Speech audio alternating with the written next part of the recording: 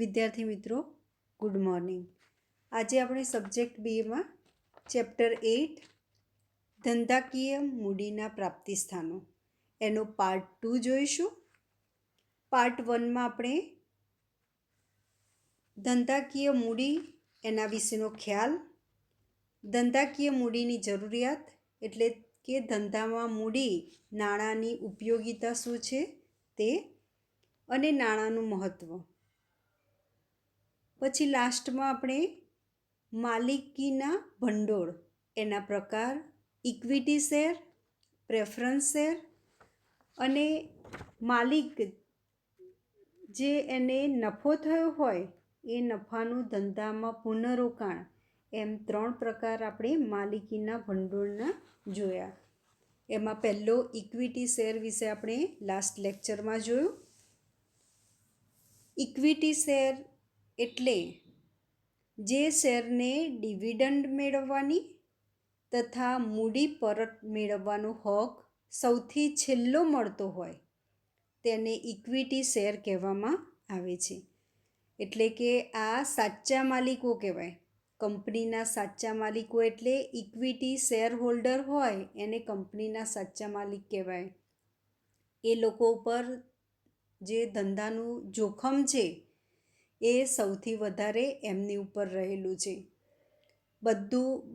Preference share હોલ્ડરને પહેલાં પૈસા dividend આપવાનું અને બાકી વધે અને બચે તો આ ઇક્વિટી શેર હોલ્ડરને ડિવિડન્ડ મળે છે. એટલે એ સાચા માલિકો કે વફાદાર સાથી તરીકે પણ તેમને ઓળખવામાં આવે છે. હવે આપણે ઇક્વિટી શેરના પ્રકાર, એમાં પહેલો છે સામાન્ય ઇક્વિટી શેર. આ શેર કંપની માટે ખૂબ અગત્યના છે. જે સામાન્ય ઇક્વિટી શેર છે એ કંપની માટે ખૂબ જ અગત્યના છે. શેર મૂડી મેળવતી વખતે દરેક કંપનીએ ઇક્વિટી શેર બહાર પાડવા ફરજિયાત છે. આપણે આગળ ઇક્વિટી શેર અને પ્રેફરન્સ શેર વચ્ચેનો તફાવત જોઈશું ત્યારે પણ આ મુદ્દો આવશે જ કે ઇક્વિટી શેર એ કંપનીએ બહાર પાડવા ફરજિયાત છે. આ શેર ખરીદનાર શેર હોલ્ડર જ કંપનીના સાચા માલિકો છે. એટલે જેની પાસે ઇક્વિટી શેર છે એ જ કંપનીના સાચા માલિકો કહેવામાં આવે છે. એટલે આ પણ યાદ રાખજો. આપણે આગળ એના લક્ષણોમાં જોયું કે સાચા માલિકો અને વફાદાર સાથી એટલે કોણ? Equity share holder. આ શેર હોલ્ડરો જ કંપનીના ધંધાનું સાચું જોખમ ઉઠાવે છે. આપણે જોયું ને કે સૌથી વધારે જોખમ આ લોકોની ઉપર રહેલું છે, કારણ કે શેર પર જે ડિવિડન્ડ મળવાનું હોય અને મળે તે ડિવિડન્ડનો દર અનિશ્ચિત હોય છે. બરાબર, આ લોકોને અનિશ્ચિત ડિવિડન્ડ મળે છે. ઉપરાંત કંપની ફડચામાં જાય કે વિસર્જન કરવામાં આવે ત્યારે મિલકતોના વેચાણથી ઉપજેલ રકમમાંથી દેવાની ચૂકવણી કર્યા બાદ તેઓને સૌથી છેલ્લે મૂડી પરત મળે છે. એટલે શું થાય કે જ્યારે કંપની ફડચામાં આવે કે કંપની દેવાદાર બની જાય ત્યારે પહેલાં એ કંપની વેચી દેવામાં આવે અને જે મૂડી આવે એ પહેલાં પ્રેફરન્સ શેર હોલ્ડર હોય એમને એ મૂડી ચૂકવવામાં આવે છે, પૈસા ચૂકવવામાં આવે અને છેલ્લે બાકી વધે તો આ ઇક્વિટી શેર હોલ્ડરને એ આપવામાં આવે છે. એટલે કે જે વેચાણમાંથી ઉપજેલ રકમ હોય એમાં બાકી બચે તો છેલ્લે મૂડી પરત મળે છે. પ્રવર્તકો ટૂંકા ગાળાની, મધ્યમ ગાળાની અને લાંબા ગાળાની મૂડીની જરૂરિયાતને ધ્યાનમાં રાખી સામાન્ય ઇક્વિટી શેર કેમ બહાર પાડવામાં આવે કે જે પ્રમોટર્સ હોય એ ટૂંકા ગાળાની, મધ્યમ ગાળાની અને લાંબા ગાળાની મૂડીની જે જરૂરિયાતો છે તેને ધ્યાનમાં રાખીને પોતાની મૂડી ઊભી કરવા માટે. એટલે આ રીતે શેર બહાર પાડે તો એ લોકો પોતાની મૂડી ઊભી કરી શકે. કંપની મોટા પાયા પર મૂડી મેળવવા માટે તેની મૂડીને નાના નાના હિસ્સામાં વહેંચી નાખે છે. એટલે આવી રીતે બધા શેરમાં એને વહેંચી દઈને એ મોટી મૂડી પેદા કરે છે. આમ આ દરેક હિસ્સાને શેર કહે છે. એટલે આ જે નાના નાના હિસ્સામાં એને વહેંચી દે એને શેર કહેવામાં આવે છે. આ શેર ખરીદનારને શેર હોલ્ડર તરીકે ઓળખવામાં આવે છે અને જે આ શેર ખરીદે એને શેર હોલ્ડર તરીકે ઓળખવામાં આવે છે. એટલે આ થઈ સામાન્ય ઇક્વિટી શેરની વાત. બરાબર. આ જ જે છે share holder, equity share holder એ જ સાચા માલિકો છે. એમની ઉપર જ ધંધાનું જોખમ વધારે હોય છે, કારણ કે ડિવિડન્ડનો અનિશ્ચિત દર એમના ભાગે આવે છે. કંપની ફડચામાં જાય કે વિસર્જન થાય ત્યારે પણ જે બાકી બચે એ રકમ એમને મળે છે. એટલે સૌથી વધારે ધંધાનું જોખમ એમની ઉપર આવે છે. હવે બીજું છે સ્વેટ ઇક્વિટી શેર. કંપની તેના સંચાલકો અને કંપનીમાં કામ કરતી વિશિષ્ટ જ્ઞાન ધરાવતી વ્યક્તિઓને તથા કર્મચારીઓને વટાવથી અથવા રોકડ સિવાયના અવેજથી જે શેર ફાળવે છે તેને સ્વેટ ઇક્વિટી શેર કહે છે. એટલે કે જે વિશિષ્ટ જ્ઞાન ધરાવતી વ્યક્તિ હોય તે, એટલે કે જે કંપનીમાં કામ કરે છે અને એમાં વિશિષ્ટ જ્ઞાન ધરાવતી વ્યક્તિ હોય તેને અને કર્મચારીઓને એ વટાવતી અથવા રોકડ સિવાયના અવેજથી, એટલે રોકડ નથી આપતી પણ રોકડને બદલે શેર આપે છે. બરાબર. તેને સ્વેટ ઇક્વિટી શેર તરીકે ઓળખવામાં આવે છે. અને ત્રીજો પ્રકાર છે, આ ઇક્વિટી શેરના પ્રકાર છે 3: સામાન્ય equity share, sweat equity share અને અન્ય ઇક્વિટી શેર. અને અન્ય ઇક્વિટી શેરના 2 પ્રકાર છે, મતાધિકાર સાથેના ઇક્વિટી શેર, એટલે આ પ્રકારના ઇક્વિટી શેરમાં મતાધિકાર રહેલો છે. અને બીજો છે ડિવિડન્ડના સંબંધમાં જુદા જુદા અધિકારો સાથે મતાધિકાર ધરાવતા ઇક્વિટી શેર. અને જુદા જુદા અધિકારો એમાં મત આપવાનો અધિકાર પણ રહેલો હોય એવા ઇક્વિટી શેર. એટલે આપણે અહીંયા ઇક્વિટી શેરના 3 પ્રકાર જોયા: સામાન્ય equity share, sweat equity share અને અન્ય ઇક્વિટી શેર. અને અન્ય ઇક્વિટી શેરના 2 પ્રકાર જોયા: મતાધિકાર સાથેના ઇક્વિટી શેર અને ડિવિડન્ડના સંબંધમાં જુદા જુદા અધિકારો સાથે મતાધિકાર ધરાવતા ઇક્વિટી શેર. એટલે અહીંયા ઇક્વિટી શેરનો જે ટોપિક છે અહીંયા પૂરો થાય છે. હવે બીજો પ્રકાર છે માલિકી ભંડોળનો બીજો પ્રકાર, એટલે પ્રેફરન્સ શેર. એટલે અહીંયા જોયું શેર કોને કહેવાય કે માલિક એની જે મૂડી હોય એને નાના નાના હિસ્સામાં વહેંચી દે. એટલે આ જે નાનો હિસ્સો છે તેને, આ દરેક હિસ્સાને શેર તરીકે ઓળખવામાં આવે છે. અને આવા શેર કેમ બહાર પાડે કંપની? કે એનાથી એ મોટું મૂડી ભંડોળ ભેગું કરી શકે. એટલા માટે એ પોતાની મૂડીને નાના નાના હિસ્સામાં વહેંચી દે છે. એટલે પહેલો ઇક્વિટી શેર અને બીજો પ્રેફરન્સ શેર. પ્રેફરન્સ એટલે આપણે એનો મતલબ થાય પસંદગી. પ્રેફરન્સ એટલે શું?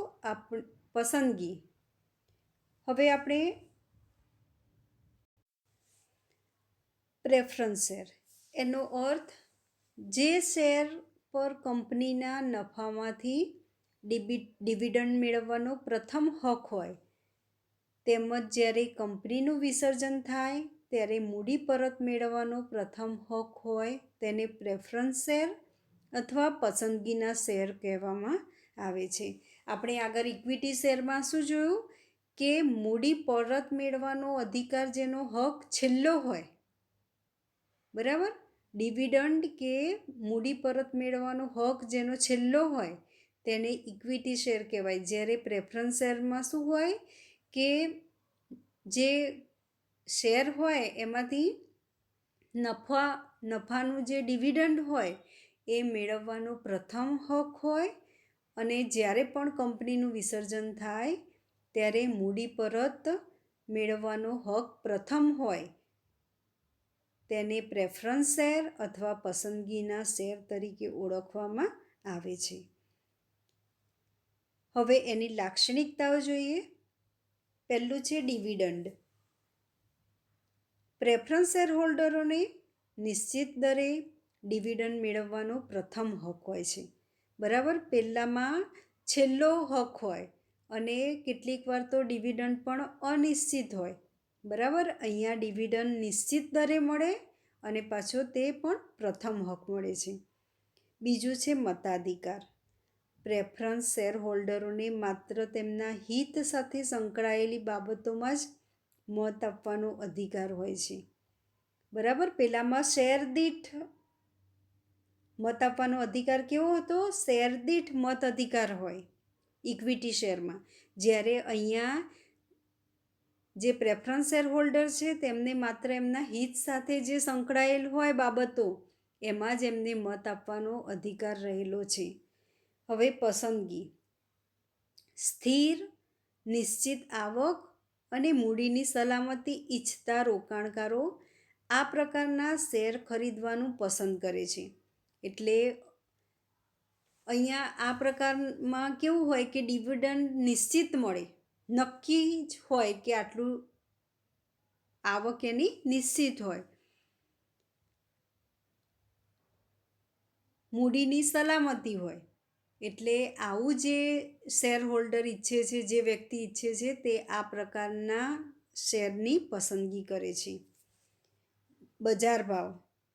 આ શેરની કિંમત પ્રમાણમાં સ્થિર રહે છે.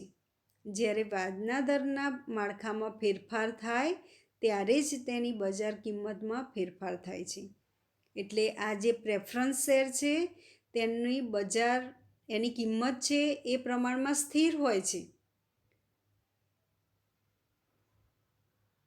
જ્યારે કોઈક વાર વ્યાજના દરમાં ફેરફાર આવે ત્યારે તેના બજાર કિંમતમાં ફેરફાર થાય છે. જોખમનું પ્રમાણ. આ પ્રકારના શેરમાં ઇક્વિટી શેર હોલ્ડરો કરતાં મૂડી પરત મેળવવાનો પ્રથમ હક હોવાથી જોખમનું પ્રમાણ ઓછું છે. એટલે અહીંયા આ જે ઇક્વિટી શેર હોલ્ડર છે તેમને મૂડી પ્રથમ મળે છે એટલે જોખમનું પ્રમાણ ઓછું હોય છે. મૂડી પરત. જ્યારે કંપનીનું વિસર્જન થાય ત્યારે બધી જ જવાબદારીઓની ચૂકવણી કર્યા બાદ ઇક્વિટી શેર હોલ્ડરો કરતાં પહેલાં મૂડી પરત મેળવવાનો અધિકાર આ પ્રેફરન્સ શેર હોલ્ડરને છે. બરાબર, એટલે ફડચામાં જાય કંપની, તે કંપનીનું વિસર્જન થાય બરાબર, ત્યારે પણ સૌથી છેલ્લી રકમ ઇક્વિટી શેર હોલ્ડરને મળે.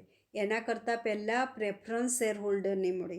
એટલે એમને માથે મૂડીનું જોખમ ઓછું હોય છે. એટલે મૂડી પરત પણ તેમને મેળવવાનો પ્રથમ હક છે. એટલે આ પ્રેફરન્સ શેરના લક્ષણો છે. ડિવિડન્ડ મેળવવાનો એમનો પ્રથમ હક છે. મતાધિકાર. એમને શેર દીઠ મત આપવાનો અધિકાર નથી, પણ જે બાબતો તેમના હિતને લગતી છે તેમાં મત આપવાનો એમને અધિકાર છે. પસંદગી. એટલે એ લોકો જ જે મૂડીની સલામતી ઈચ્છે છે, નિશ્ચિત આવક ઈચ્છે છે એવા લોકો આ પ્રકારના પ્રેફરન્સ શેરની પસંદગી કરે છે. બજાર ભાવમાં ત્યારે જ ફેરફાર થાય છે જ્યારે વ્યાજના દરમાં ફેરફાર થાય છે. બાકી આ શેરની કિંમત સ્થિર હોય છે. જોખમનું પ્રમાણ પ્રેફરન્સ શેર હોલ્ડરના ભાગે ઓછું હોય છે ઇક્વિટી શેર હોલ્ડર કરતાં. એટલે એ પ્રમાણમાં એમને જોખમ ઓછું હોય છે. મૂડી પરત પણ ઇક્વિટી શેર હોલ્ડર કરતાં પ્રેફરન્સ શેર હોલ્ડરને મૂડી પ્રથમ મળે. આ એના લક્ષણો આપણે જોયા. હવે પ્રેફરન્સ શેરના પ્રકાર. 2 પ્રકાર છે. 20 વર્ષ પહેલાં પરત કરી શકાય તેવા પ્રેફરન્સ શેર. એ પ્રકારના પ્રેફરન્સ શેર લીધા હોય કે જે 20 વર્ષ પહેલાં પરત કરી શકાય. અને બીજો પ્રકાર છે 20 વર્ષ પછી પરત કરી શકાય તેવા પ્રેફરન્સ શેર. એટલે આ બેના પ્રકાર છે. હવે આપણે ઇક્વિટી શેર અને પ્રેફરન્સ શેર વચ્ચેનો તફાવત જોઈશું. આપણે બંને પ્રકારના શેર જોઈ લીધા, ઇક્વિટી શેર અને પ્રેફરન્સ શેર. હવે બંને વચ્ચે શું ડિફરન્સ છે, તફાવત શું? મેં ઘણી બાબતોમાં તો મેં તમને એ ડિફરન્સ સમજાવ્યો છે, પણ આપણે મુદ્દા વાઇઝ એ જોઈ લઈએ કે પહેલું છે ફરજિયાત. શું ફરજિયાત હોય? ઇક્વિટી શેર અને પ્રેફરન્સ શેરમાં શું ફરજિયાત હોય? આપણે આગળ જ જોયું કે ઇક્વિટી શેર બહાર પાડવા કંપની માટે ફરજિયાત છે. એટલે દરેક કંપનીએ આ પ્રકારના શેર બહાર પાડવા ફરજિયાત છે. પ્રેફરન્સ શેર એ આ પ્રકારના શેર કંપની બહાર પાડવા ફરજિયાત નથી. હવે એટલે પહેલું ફરજિયાતપણું શું છે? ઇક્વિટી શેર બહાર પાડવા ફરજિયાત છે. ડિવિડન્ડનો દર. અહીંયા ઇક્વિટી શેર હોલ્ડર માટે આ જે ડિવિડન્ડનો દર છે એ અનિશ્ચિત હોય છે, જ્યારે પ્રેફરન્સ શેરમાં નિશ્ચિત હોય છે. અધિકાર. હવે ઇક્વિટી શેરના જે શેર હોલ્ડર હોય એમને કયો અધિકાર છે કે કંપનીની સભામાં હાજર રહેવાનો, મત આપવાનો તથા સંચાલકોને ચૂંટવાનો અધિકાર હોય છે. આ બધા અધિકાર ઇક્વિટી શેર હોલ્ડરને હોય, જ્યારે પ્રેફરન્સ શેર હોલ્ડરને આવા મત આપવાના ને બધા અધિકાર હોતા, એટલે શેર દીઠ મત આપવાનો એવો અધિકાર હોતો નથી. પણ કેવું હોય કે હિત સાથે સંકળાયેલી જે બાબતો હોય એમાં મત આપવાનો અધિકાર એમને રહેલો છે. પછી છે જોખમ. આપણે આગળ જ જોયું કે ઇક્વિટી શેર હોલ્ડરને મૂડીનું સૌથી વધારે જોખમ હોય છે, જ્યારે પ્રેફરન્સ શેર હોલ્ડરને જોખમનું પ્રમાણ ઓછું હોય છે. રોકાણકારો. જોખમ લેવા અને શેરમાં સટ્ટો કરવા ઈચ્છતા રોકાણકારો આ શેર વધુ પસંદ કરે છે. એટલે જોખમ હોય ત્યાં તમારે સાહસ કરવું પડે. એટલે જે લોકો જોખમ લેવા માગતા હોય અને સટ્ટો રમવા માગતા હોય એવા લોકો આ ઇક્વિટી શેર લે છે. અને પ્રેફરન્સ શેરની પસંદગી કોણ કરે? જે લોકો નિશ્ચિત આવક, મૂડીની સલામતી ઈચ્છતા હોય એવા રોકાણકારો આ શેર વધુ ખરીદે છે, વધુ પસંદ કરે છે. બજાર ભાવ. આ શેરના બજાર ભાવ વધઘટ થાય છે. બરાબર, આ જે ઇક્વિટી શેર હોય એના વધઘટ થાય, જ્યારે અહીંયા પ્રેફરન્સ શેરની કિંમત પ્રમાણમાં સ્થિર રહે. કોઈ વાર વ્યાજનો દર વધઘટ થાય ત્યારે જ બજાર કિંમત વધઘટ થાય, બાકી તો પ્રમાણમાં સ્થિર રહે. પછી મૂડીમાં વૃદ્ધિ. આ પ્રકારના શેરમાં હકના શેર, બોનસ શેરને કારણે મૂડીમાં વૃદ્ધિ થાય છે. અહીંયા બોનસ શેરને હકના શેર આ બધું મળે એટલે મૂડીમાં વૃદ્ધિ થાય, જ્યારે અહીંયા મૂડીમાં વૃદ્ધિ થતી નથી. એટલે આ ડિફરન્સના 7 પોઈન્ટ છે. પહેલું તો જે ફરજિયાતપણું છે તે કે ઇક્વિટી શેર બહાર પાડવા કંપની માટે ફરજિયાત છે. ડિવિડન્ડનો દર ઇક્વિટી શેર હોલ્ડર માટે અનિશ્ચિત હોય છે. અધિકાર. ઇક્વિટી શેર હોલ્ડરના સભ્યોને શેનો અધિકાર હોય? કંપનીની સભામાં હાજર રહેવાનો, મત આપવાનો, સંચાલકોને ચૂંટવાનો. આ બધા અધિકાર ઇક્વિટી શેર હોલ્ડરના સભ્યોને હોય. પછી જોખમનું પ્રમાણ વધુ હોય. રોકાણકારો, જે લોકો જોખમ લેવા ઈચ્છતા હોય તે જ લોકો આ ઇક્વિટી શેરમાં રોકાણ કરે છે. બજાર ભાવ વધઘટ થયા કરે અને મૂડીમાં વૃદ્ધિ થાય. કેમ? કારણ કે હકના શેર અને બોનસ શેર મળે એટલે મૂડીમાં વૃદ્ધિ થાય. વિદ્યાર્થી મિત્રો, માલિકી ભંડોળનો ત્રીજો પ્રકાર એટલે કે રાખી મૂકેલ મૂડી અથવા નફાનું ધંધામાં પુનઃરોકાણ, એ ત્રીજો પ્રકાર આપણે નેક્સ્ટ લેક્ચરમાં જોઈશું.